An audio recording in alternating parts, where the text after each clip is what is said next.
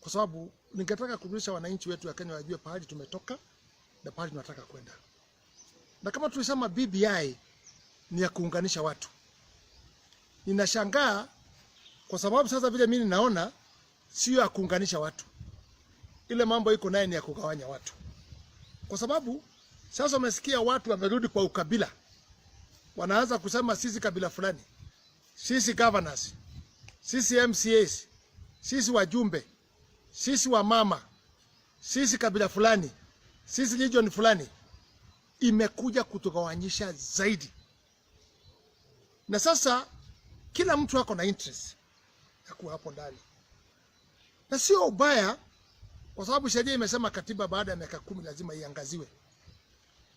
Lakini kama inaangaziwa tu wakati tunataka kwenda kwa uchaguzi, inaonekana itagawanya si zaidi kwa sababu ya interest ya 2022. Kwa sababu sasa brokers wameingia katikati. Kuna watu wametengeneza how they will make money. Watatengeneza pesa kwa njia gani?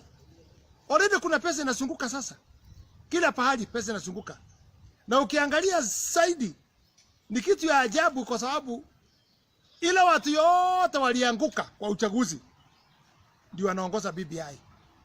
Sasa mimi nauliza, kama wananchi walikataa hawa, wakasema hawataki, wakaangusha hawa, saa hii BBI ndio imeokota reject sasa ndio sasa wanauza BBI. Let me remind Kenyans, they are not selling BBI, but they are using the opportunity, kwa sababu kuna pesa inapeanwa. Hizo pesa ndio wanatumia ya BBI kujiuza, lakini si kuuza BBI. Huwezi kuwa kama umekuwa rejected, usemekane tata tuambie yule mtu alikuvuta kasi na utengeneze hiyo mtu utamwelezea kitu asikie. It's not possible.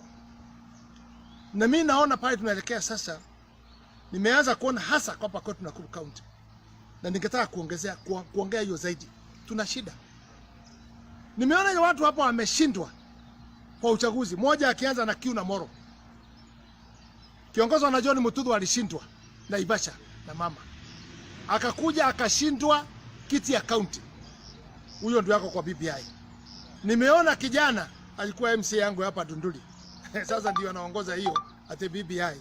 Ninaona mwingine alishindwa huko Kirisoi wa Cheboy, sasa ndio anaongoza BBI. All failures ndio sasa wako hapo. I am asking Kenyans, what is the intention? Jenga Mungai, watu ambaye ever they will never be elected. Saa hii ndio anaongoza BBI. It's just because of their stomach. It's not because of Kenyans. Ningetaka wale wanawatumia hii watu pesa. Nimeona hao vijana wetu wa Geshomo kutoka Kirisoi. Nimeona yule amekuwa kwangu hapa na mwingine pia wa Segesa hapa kwangu. Wanaenda wakiweka kabila moja pamoja. Kabila moja. Wanaambia wametumwa na president kuuza BBI. Na hapo the same time wanatengeneza kupiga DP. Mambo iliyopita zamani. Wanaanza kuweka mambo ya kanisa. Sijui kanisa ilishomwa Eldoret, sijui ilifanyika namna gani. Mambo ambayo ilisuluhishwa na president na deputy, na hiyo mambo tukamaliza. And by the way, it has nothing connected with the deputy president. Nothing. Sasa hiyo ndio wanauza. Wanatafutia kiti through the BBI, wanarudi wanapiga DP na wana incite one tribe against the other tribe. Let me tell you, Excellency, I know you cannot send people kudivide sisi kwa mzingi wa ukabila, kwa sababu ndio ishikanisha sisi 2013 na DP, hiyo mambo ikaisha. These people are putting you in an awkward situation. I want to tell you, they are using your name. And I know the president, you cannot do that. You cannot tell people, mwene mkagawanya watu na muincite Ruto na mpigane huko. Hii signal inakuja is not a good signal for Rift Valley.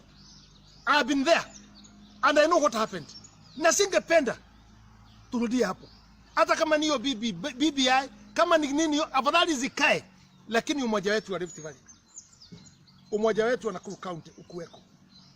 And that's why I'm saying this. Watu wote wako Rift Valley, Msiuze kitu kwa group, kwa ukabila. Msiuze kitu kwa region. We are Rift Valley. Our interest is one. Ukiwa Mkikuyu, ukiwa Mkalenjin, ukiwa Mjaluo, ukiwa Mkisii, ukiwa Mluya, ukiwa Mijikenda, all tribes. And I want to tell you this is my stand. Sitaki hapa Rift Valley tuingizwe na brokers na wakora. Tuweze kuuza BBI kama Kalenjin, kama Kikuyu, kama Waluya, kama Wakamba. Let me tell you, our interest in the Rift Valley, it is one. Peace. That will be the priority. And if that's what we need, these people wanazunguka wakiunganisha kabila moja hawa, kina Kiuna, kina Mutudho, na hiyo pesa inatoka wapi? Na governor also is involved on this. He knows the money inakuja through yeye, anapea watu. Why are they getting money? Watu walianguka 400 shillings. Wakifanya mkutano wanapeana 400 shillings kwa kila mtu. Na wanachukua kabila moja. Ile kabila nyingine naye kijiunga namna hiyo, ile nyingine jiunga namna hiyo. We have 42 tribes in the Rift Valley. Tukijiunga namna hiyo, hii mambo iko sasa. Ati ni BBI, lakini ndio kwa watu wamejificha ndani. Where are we going to take Rift Valley? As a leader of Rift Valley, as a leader of Nakuru County, as an MP of Bahati, I want to tell the people, please, let's be careful. Hii ni pepo mbaya ya shaitani inakuja. Na itatugawanya sisi wote. Let's be united in the Rift Valley. Let's work together. Let's sell our policy. Kama mambo tunataka kwa BBI, mambo ya mahindi, mambo ya machanchai tunaye hapa Rift Valley. Kama ni mambo ya mahindi, kama ni mambo ya ngano tunaongelea, wacha tuongee tukiwa pamoja. And the priority also, Parivram. Maua ya Parivram imeshika kaunti 18 ndani ya Rift Valley. Those 18 counties, let's work together. Tupate pesa, tusaidiane. Maua right now, wazungu Americans, they are looking how they can do it. Wanakuja wanapeana pesa in advance. Tuliua Parivram board. Inawekwa pesa, serikali ina interfere naye, inakufa. We want independent of Parivram board. Itoke kwa serikali iende mkono ya farmers. Mahindi ikuwe independent. The other biggest problem tuko nayo Rift Valley, you want to talk. Today, Wakora wamekuja, wametuletea mbegu ambazo zimemaliza ziki kabisa. Mkulima anapanda shamba, analima, anafanya kila kitu. Mbegu ya mahindi imekuja fake. Mbegu ya maharagwe imekuja fake. Fertilizer imekuja fake. Those are the things in the Rift Valley you should pull. Na tuizungumzie. Na tuone itakuwa namna gani. Unaambiwa mbegu imekuja, inatangazwa. The best mbegu ni Kenya seed. Can we protect the Kenya seed? Na tuweke pesa nyingi, serikali kama inataka tukue na mazao. Tuweke pesa nyingi kwa hiyo, ili tuweze kupata mbegu kwa njia mzuri. That's only the organization we can trust. Lakini tumeuawa na wakora kutuletea fake mbegu. Dawa, tunaletewa dawa ambayo ni fake. Serikali haishughuliki hiyo. Hiyo mambo ndio tungeweka kwa BBI. Ili tuwe na assurance, tukipanda mahindi yetu itakuwa. Tukipanda Parivram yetu tutalipwa. Tukipanda ngano, tukipanda mahindi. Ile ingine mahindi tumepanda kama sasa ni nyingi kabisa. Kunanyesha. Farmers have lost mahindi. Kwa sababu mahindi nyingi imeoza. Hakuna mashine ya kukauza. Dryer. Wakora wanakuja wanatununulia 1,500 na 600. Kwa sababu hauna pahali ya kuweka na imeoza. Kwa sababu ya mvua. These are the issues in Rift Valley, we should come together. Bila kuangalia chama, mambo ya siasa ya 2022, it will come and it will go. Lakini hapa kitu ambacho tunaweka kwa katiba, we need to work as Rift Valley all of us. Na mimi naomba watu wa Rift Valley waacha issue ya kieleweke na tangatanga. We are talking about our future. Ile mambo tunataka iwe anchored kwa katiba. Na hiyo ndio itatusaidia. Otherwise, hii katiba haitakuja kusaidia kitu kingine. Imejengea watu viti huko juu, huko chini. Hatuna kitu kingine. Tutawachwa vile vile tulikuwa. And Rift Valley controls mambo ya njaa, mambo ya food in Kenya. In almost 80%. Food and everything comes from hapa Rift Valley. But we are not giving it the priority. Kwa hivyo naomba rais, ya mwisho nikimalizia.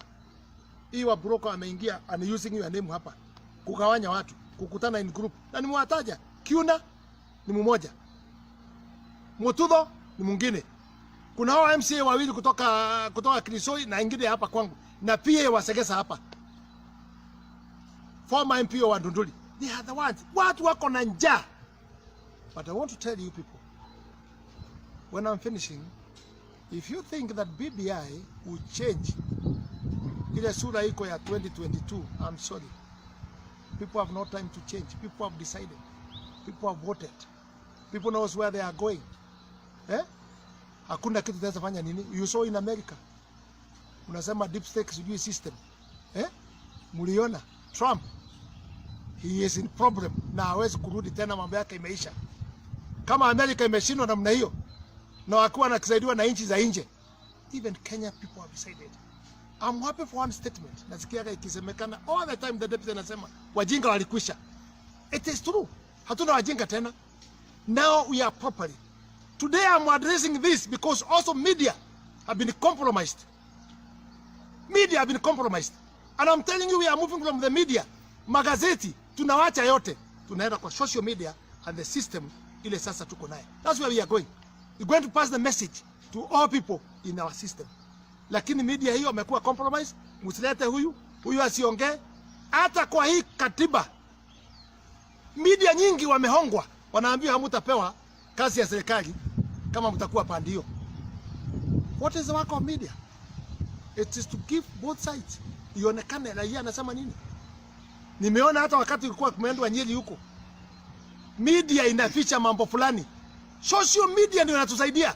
Inalipua kabisa exactly the truth. Kama ilikuwa Murang'a, wameficha pande moja. Murang'a. Wanaoneshana na the same women hawaoneshani wakisema hawa ni tangatanga, hawa ni huruba, hawaoneshani wanakata. Let me tell you, do all those things. Lakini hautatoa watu roho zao, msimamo yao. The best katiba, it is our heart. We cheated the churches. Tukadanganya makanisa.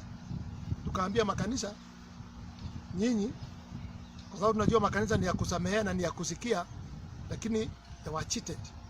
Na walidanganya nani? Raila tu, hii group ya Raila ndio walidanganya hawa. Kaambia hawa, tupitishe hii katiba, tukimaliza mambo yenu 20% tutayasikia. I've been supporting the church, but I'm happy yesterday they came out. Because the first priority tungesema 20% tufanye audit. Ile tulidanganya makanisa. Tuisikize. Tuambie yenyu tumesikia. Lakini sasa hii wana Kenya nawaambia imekuja. Haina 20% of the churches. I'm happy with the Muslim. They pushed their nini wakawa angered kwa constitution, which is good. I'm happy for that.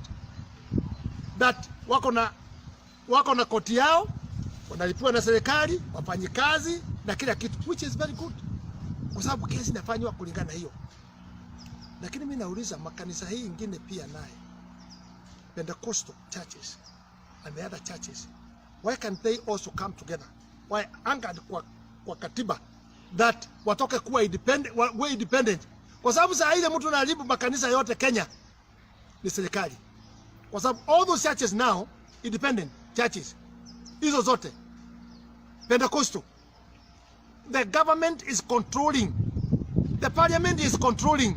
Surely mtu hajaokoka ata control spiritual people na njia gani? Ataongoza ufalme wa mbinguni namna gani? Kuwapea condition, kuwapea sheria, kuwapea nini? Kuregister churches na njia ukora bila wanataka ya brother ya sister. That's why you are saying organization of the church. I'm supporting those people who came out yesterday. The organization of the church should be anchored in the constitution. Wajiunge wakuwe na sheria yao na mpango yao na bodi yao, so they can be able to be recommending ile mambo inawasumbua ama ile mambo wanataka kwa serikali. Wakirecommend now vile wanataka, we can discuss it. Lakini kuachia bunge at the Senate, sijui executive wa control kanisa, is just the problem we have with the judiciary. Judiciary is the same thing. Imekuwa shida namna hiyo. The arms of the government, we have killed 2 arms. Tumeua bunge, total corruption. They believe anything uliona kwa Senate. They believe anything that can pass is money. Lakini si walishindwa. They used about 200 million kwa corruption. Kweli serikali ambayo inasema haitaki corruption, the same government ina corrupt bunge, ina corrupt Senate. Ana wanasema hawataki corruption.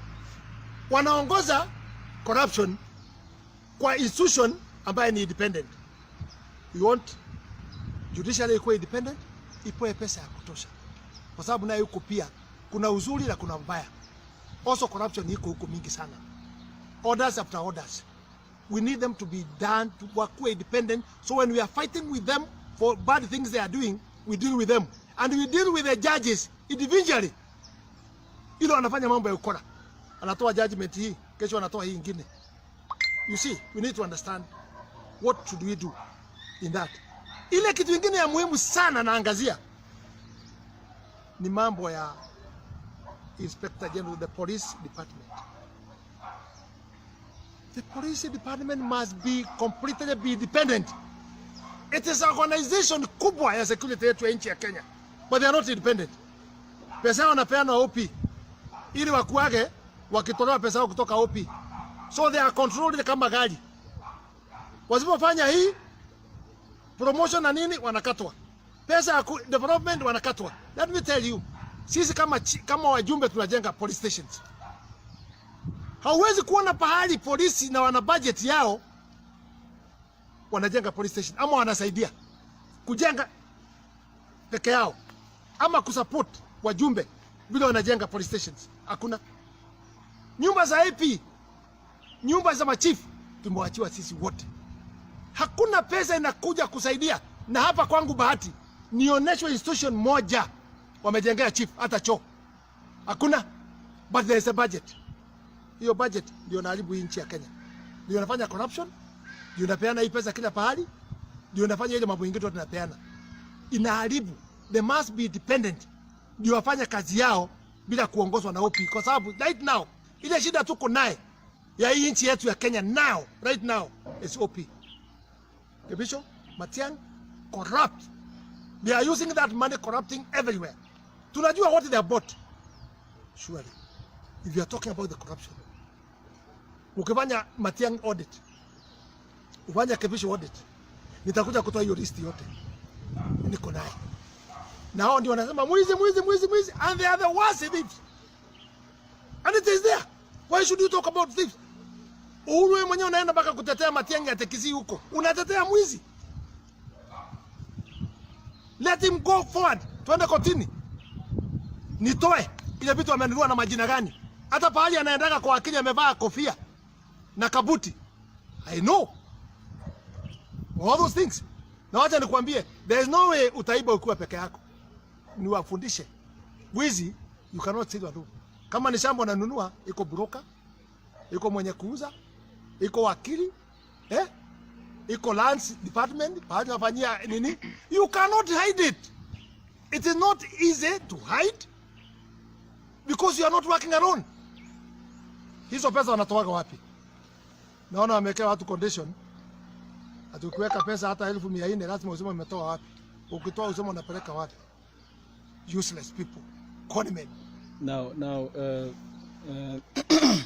there is this issue of this wakili called Ngunjiri. Yes. He resurfaced recently and then went to egg. Yes. So what is your take on that? You see, hii mambo yote ni ukora imepangwa. Let me tell you. 2013. Don't tell Kenyans that you assure them. 2013. Kama Uhuru na Ruto wangepelekwa hiki, tungeweza kuchukua serikali. Tulikuwa tumepangiwa ya kutosha. Lakini it went on our favor. Right now wamepangia deputy president. Kupeleka Gesharo huko, I know Gesharo had been meeting with the PS, Kebisho. Na mama moja wanakutanaga naye. Anajulikana sana. The advisor of president. Tunamjua. Wamekuwa akikutana mikutano. We have those mikanda tunaye. Wamekuwa akikutana kuzungumza. So we don't know, but we are suspecting ni hao wamepanga jama hiyo. Na wacha nikwambie, kesi iliisha. Na when the case got finished, they should not threaten Kenyans or threaten the deputy president with it. Because the deputy president, he was accused wakiwa na president and they were cleared. Kwa hivyo, kama hiyo njia ndio anapitia, Kenyans we are watching. Uhuru huwezi kutoroa kwa haki. Uache ndugu yako warudi kwa haki. Let me tell you. Kama hiyo ndio mpango mko naye, wewe ujitoe sasa, kwa sababu unaona Ruto lazima atatuangusha nyinyi 2022, umpangie kwenda haki. God will not agree. Mlikuwa pamoja mkaombewa na mama yako.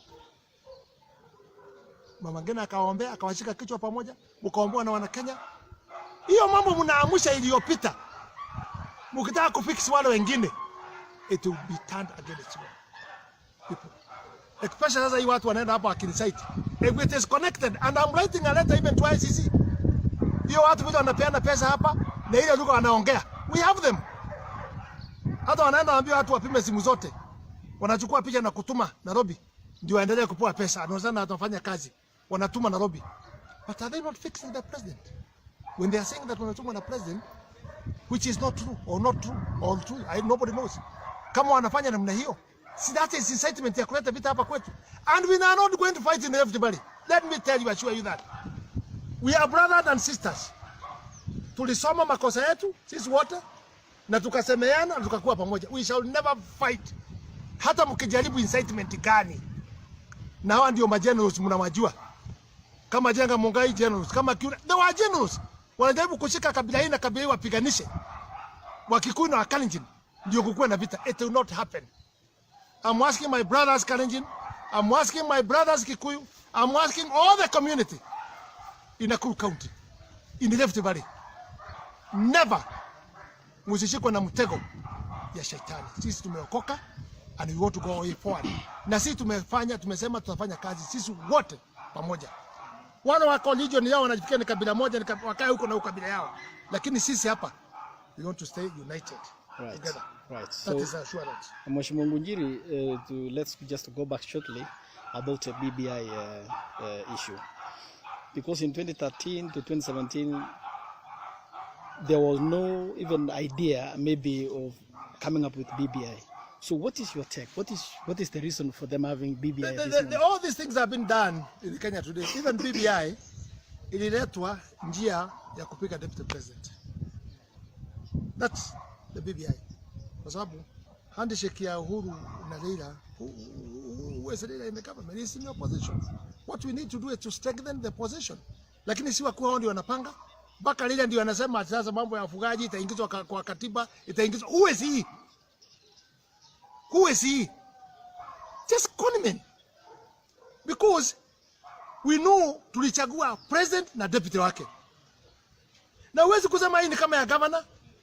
Hata Ruto ni kuokotwa aliokotwa kwa running mate. He came with his vote.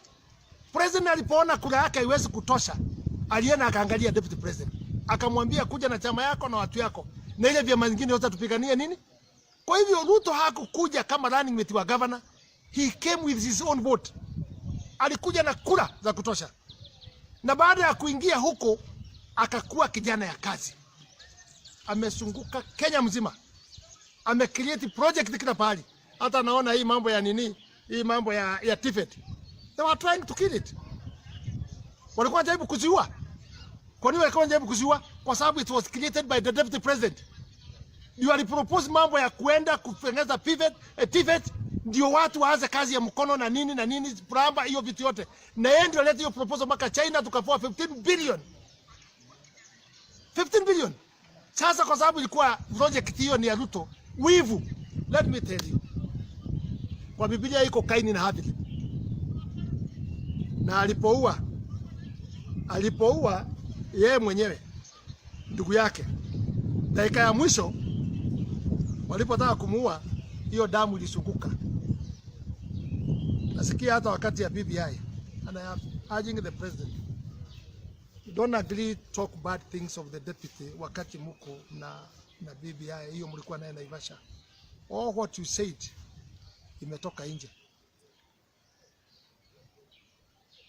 Sio yote imetoka nje. All the fight na mambo yote na matusi ile ilifanyika huko. Ukichukia my your friend, please. President, we have done for you 10 years. Kama una interest ingine ndani ya hii ya wewe kupata kiti kuongoza tena, And yet kama utaweza kutafuta kiti for now, it will not work. People wamesikia utamu yako ama ubaya yako na wametosheka. They want something else, and that's the constitution what says. Wewe ulienda Britain ukasema utaki kiti, ukaulizwa.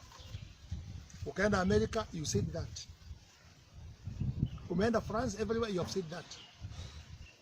Please, let your words be your words. Because if you try to attempt, ati wewe nataka tena kuzunguka namna hii, mzunguse useme uanze upya. Let me tell you, Kenyans will not agree with that. Kenyans wanataka future yao iende mbele, na wanataka mtu ambaye anaunganisha.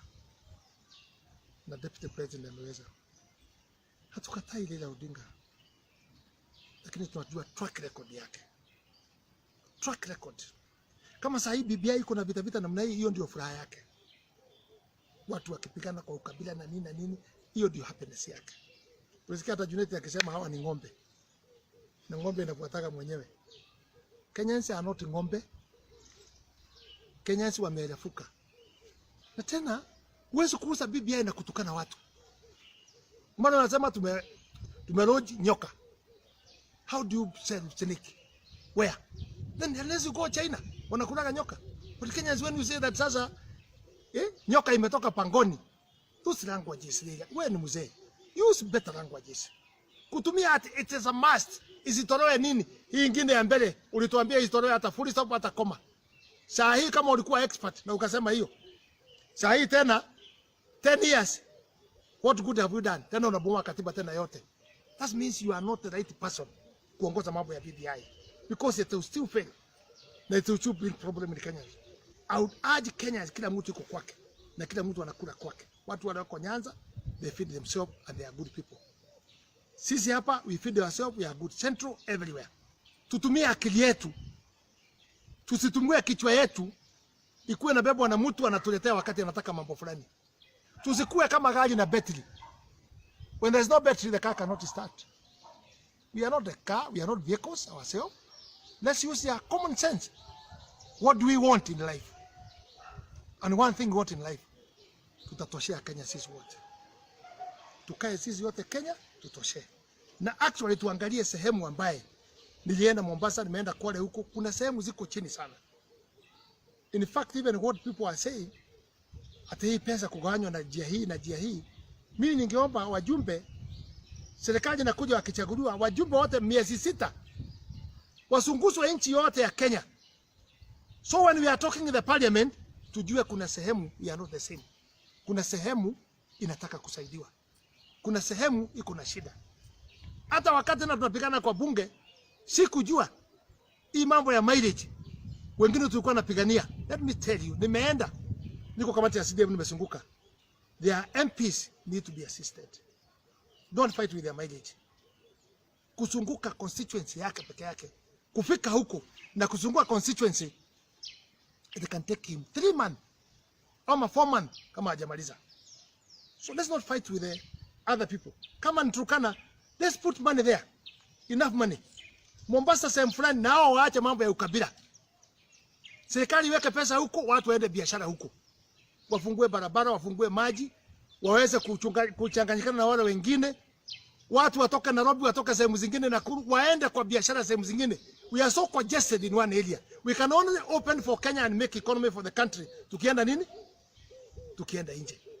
Ya mwisho, mimi naona hii watu ambao wanaendesha hii BBI, president na deputy, I agree with them. Naona sasa wamefuata mtindo ya Ruto. Wanazunguza hasa mambo ya vijana, wanazunguza mambo ya pikipiki. Wanaenda Kisii, ndio ile kazi wanafanya. Wanajaribu kufanya harambee Nairobi ya pikipiki. Wanajaribu sasa hata Uhuru ni ile tu aibu naye. Wanajua Uhuru Kalonzo alienda Nyeri, aliambiwa. Sasa wanakuja kutuambia mambo gani? Kama wewe utaki tuchukue Uhuru, umetuletea nini? And Kalonzo sometimes his problem is actually watermelon, but sometimes he is a Christian. Kwa sababu ile mambo yote aliambiwa Nyahururu, aliambiwa Nyeri, alienda kusema kwa Boma. Sikina akasema ukweli. Hii ndio niliambiwa. Na akasema huko BBI si mzuri. Lakini after one day, tujue amepata pesa, amerudi watermelon. The person gave him watermelon. Na I think Raila Odinga knew Who is the watermelon? Kalonzo is complete watermelon. Today he, kesho he. A good leader anajulikanaga kwa stand yake akakuwa focused. Mheshimiwa, let's go back to Bomas of Kenya when because the public were told the BBI will be launched, and the public are really asking when they never saw any document going down in that hall. Number two, understand that your wing of the Tanga because they call you Tanga. We understand you are not invited to that launch, and then also we never saw any document going. Maybe the president presenting the document to the public. So what happened? Well, you have talked very well. That is a very, very, very. Hiyo ni jambo nyeti ya muhimu sana. Hiyo mambo ya Bomas ilikuwa ni ukora mtupu. They give money. Na ndio naambia Uhuru Muigai Kenyatta, don't divide Kenyans. Pesa ilitolewa hata Nakuru, Kisumu, Eldoret, wapi, Kibera watu walitolewa. Lakini walibebwa watu ambaye they are psychopath na wakapewa pesa 2,200. Every MP ambaye iko padi nyingine akieleweke, they were given 100,000. Kila mtu, kila moja. Walibebwa watu Pacific. Wale they are psychopath, wale wanajiitaka ng'ombe. Ndio walibebwa huko yote. Huko ilikuwa ni mambo ya ng'ombe. In fact, something which missed there. Ni ile tu sauti ya ng'ombe. Mo. Hiyo ndio ilikosa tu huko.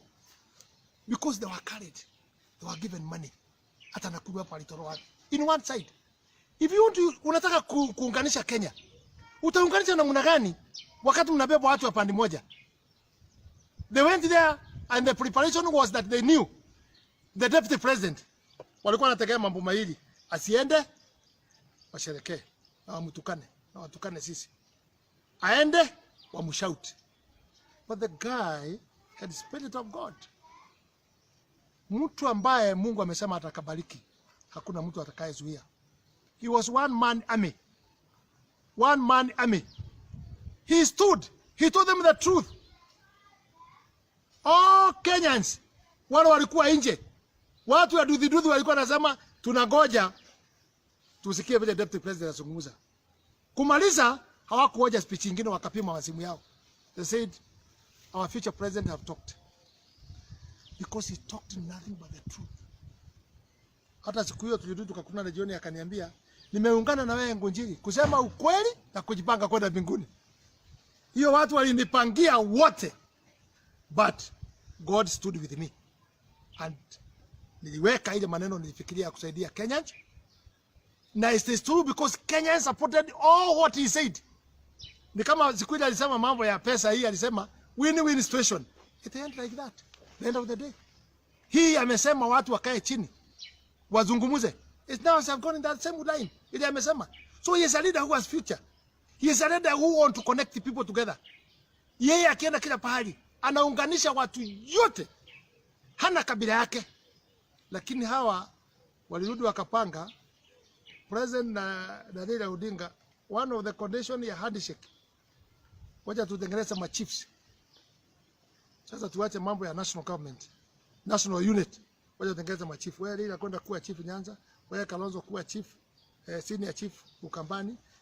Wewe naye enda huko Gideon ukuwe chief upande hiyo ya Baringo. Wewe ule mwingine, wewe governor wa Mombasa, wewe kuwa chief. Sasa wamejirudisha chini promotion kuliko kuangalia pale Mungu ameweka kuunganisha wana Kenya, wakajifanya senior chief. Hata wengine wanajiita paramount chiefs. Watu wa kukaa na kabila yao na kuinsaidi kabila yao. Let me tell you, God don't want that. God want all of us, we are his children, tukae pamoja. Let me remind you, 1963 tulikuwa milioni 7.5. Na pia kulikuwa na vita kali ilifanya tupige wazungu. Wazazi wetu. Tulikuwa nasema hatuwezi kutoshea hii mashamba. My friend, now we are 47 million. Bado tumetoshea. Na bado kuna shamba bado ni empty. Na wale wamechukua kubwa wakubali ku accommodate the others. Kwa sababu economy ikiwa nzuri, doesn't matter how big land you have. For the economy, your brother and your sister. Na tunajua wamekimbia, wameanza kubadilisha mashamba yao na kuweka kwa kampuni fulani na kubadilisha nini. But we have a track record. And lastly, Mheshimiwa, yesterday the President and the Prime Minister were expected to join the governors and their deputies. And then because it was highly announced that the President will be there tomorrow, and then that never happened. What happened? You know the problem? The people on social media were not there. If you are there, you guys mngesaidia sisi sana. Kwa sababu huko kulikuwa kulimana mpaka Mangume. Ilikuwa huko mpaka Mangume, governors. Wao ukiwachia ile watu wameiba. Hii nchi yetu wameiba pesa yetu yote. Si hao ndio wengi wameiba, governors wengi. I'm not saying all. Some of them are good. Lakini wale wanaongoza ndio wezi wakubwa. Sasa wewe ukijiuliza ile siasa walipeleka huko waliharibu zaidi. Kwa hivyo president na prime minister wangeenda huko kwa sababu ile vita order ilikuwa imwakishwa mafuta. Ilikuwa kali. And also nawapongeza kama wangeenda huko wangeenda kujikuta kwa moto ile ingetakikana. Some of those governors nasikia wakirukaruka. I know them. They are Nicodemus. They are coming at night kuuliza nani atawapeleka kwa deputy president because they are Nicodemus. Huko wanaimba kitu kingine lakini wanajua ukweli iko kwa deputy. So we have a big work we are doing for Nicodemus. Ni wengi sana wanachunguza. So there was a total chaos in yes, the governance meeting. Chaos. Hakuna kitu ya kusikizana. Unaenda kupeleka wezi waonekana wakiongea, wengine wa support BBI because they are fearing to be arrested. Kuna mmoja aliniambia mimi nipa mwezi 5 nitakuja. Kama sina namna hiyo, unitafutie milioni kama 50 ya board kwa sababu nitashikwa. That is confessing that he is a thief. Hii interest naye kubwa 15%. Hii pesa inaenda county. Tunashindwa kulipa 15%. Are you saying the 15% is they are not even remitting the 15%? Iko na shida. Hii tumelimit juzi kama watu wameumia kabisa, contractor vitu yao imeuzwa. Nini yote. We limited the last minute, kwani Kenyans waoni tulitoa hiyo pesa ilitolewa na serikali dakika ya mwisho. Is it 2 months or 3 months or even last week? So you saying now imeanza kuachiliwa sasa hiyo ni 15%. Sasa hii tunasema 35% and the economy is down. My friend, inatoka wapi? Kama si ile mambo ya pesa ya corona tulipoa kutoka nje. Ikalipa pesa ya wazee, ikalipa madeni ya national service, ikalipa madeni nyingine ilikuweko mingi sana imesimama. Kama sio hiyo hata serikali mshahara ilikuwa kuna. That's why maybe I don't want to say corona irudi itaokoa hawa kwa sababu tutapata donation mingi sana tuweze kulipa madeni yetu. But the corona is real. All Kenyans must be careful with corona. Hata kama imefanya biashara na watu wengine, lakini corona iko. Right. Na tuna shida kwa sababu watoto wetu wako shule. Shule zetu zingine zimekuwa affected. Na hata mask ya 30,000, ya 30 shilling, ya 20,000, ya 20 shilling. Hatuwezi serikali cannot be able to kununulia watoto wetu. Na corona imekuja juu. Hiyo pesa wanakula wanaiba. And I'm praying God and I want to confess here. Ila watu waliiba pesa ya corona, may God see them and perish them. Kwa sababu hiyo ni kama kuua mwana Kenya ule wa kawaida. So lastly, because now we are going with the process of BBI, what are you telling Kenyans? What I will tell Kenyans, let's insist to kue everybody kama vile hasa naona magavana wanazungumza, MCA wanazungumza, wanazungumza mambo haya, nani wengine wanazungumza mambo haya, kila mtu anazungumza. Tuone kama wataweza kusikizwa na wakae pamoja.